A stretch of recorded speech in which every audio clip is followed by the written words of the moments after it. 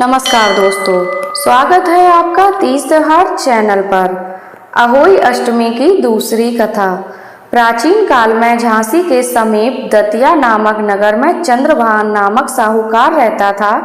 उसकी चंद्रिका बहुत सुंदर, सर्वगुण संपन्न, सती, साध्वी, शीलवंती, चरित्रवान तथा बुद्धिमान थी। उसके कई पुत्र व पुत्रियां थीं, परंतु वे सब बाल अवस्था में ही मृत्यु को प्राप्त हो गए। इस प्रकार संतान के मर जाने से उन्हें बहुत दुख हुआ था। वे पति पत्नी नित्य प्रति मन ही मन में सोचा करते थे कि हमारे मर जाने के बाद इस अपार धन संपत्ति का अधिकारी कौन होगा। एक दिन उन दोनों ने निश्चय कर लिया कि इस समस्त धन संपत्ति को त्याग कर कहीं वन चलकर भजन करें। ऐसा विचार करके वे दोनों अपना सब घर द्वार ईश्वर भरोसे छोड़कर जंगल को चल दिए। जब चलते चलते थक जाते तो कुछ ठहर कर विश्राम करते और फिर चल पड़ते।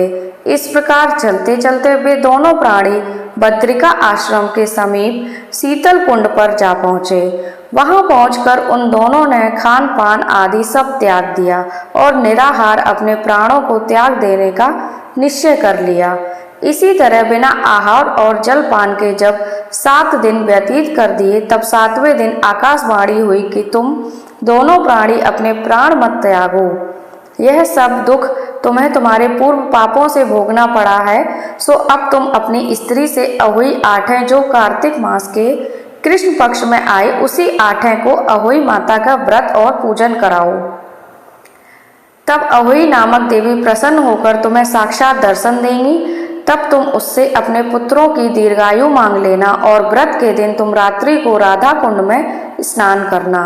तत्पश्चात इस आकाशवाणी के अनुसार चंद्रभान की स्त्री चंद्रिका ने बड़ी श्रद्धा और स्वच्छ भावना से विधि विधान से अहोई आठें का व्रत किया और स्त्री ने राधा कुंड में स्नान किया।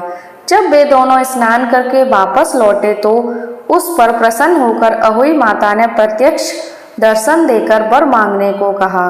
तब साहूकार दंपत्ति ने हाथ जोड़कर कहा कि हे माता, हमारे बच्चे कम आयु में ही मृत्यु को पैदा हो जाते हैं, सो आप बच्चों को दीर्घायु होने का वरदान देने की कृपा कीजिए। अहोई माता ने उन दोनों की मनोवृत्ति को जानकर उन्हें मुंह मांगा वरदान दे दिया। यह कहकर अहोई माता वहीं अंतर ध्यान हो गई।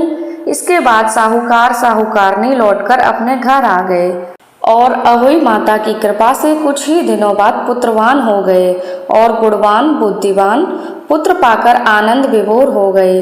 अहोई माता की कृपा से इस लोक में सुख भोगकर वैकुंठ को चले गए।